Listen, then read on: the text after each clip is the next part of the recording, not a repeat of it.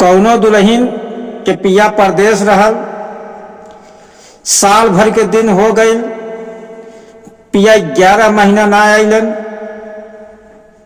फागुन की महीना लगल बा, हवा चलत बा तेज से, ई दुल्हनिया के बर्दाश्त ना होत बा। एक बार फोन उठौले, अपने पिया लगे फोन लगाए, कहले बा कि हे सैया, हर साल की भांति इस वर्ष भी फागुन आ गईल बा, आप जल्द से जल्द ट्रेन पकड़ के घरे आ जाई। हम केकरा साथे रंग खेलब, सखी सहेली आपस में रंगना लगौलन, हम निरखत रही ला, लेकिन आप आ जाई।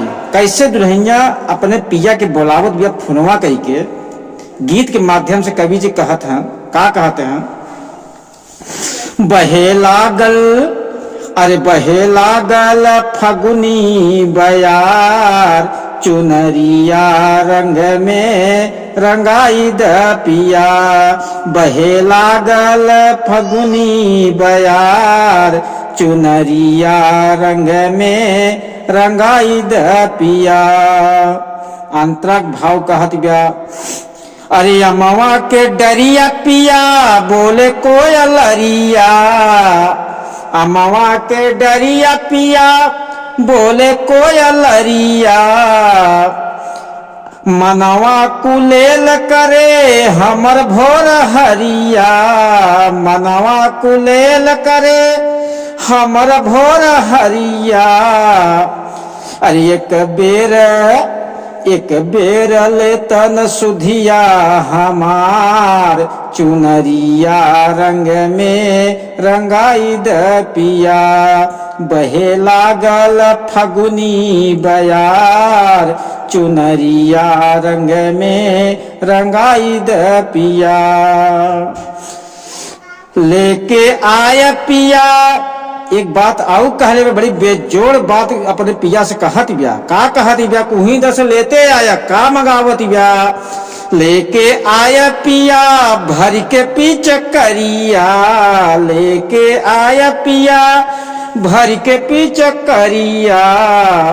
होली में खेलबई, होली में खेलई बदे निरखे गुजरिया। होली खेलई बदे निरखे गुजरिया। इहै बतिया, इहै बतिया मान तू हमार, चुनरिया रंग में रंगाई द पिया।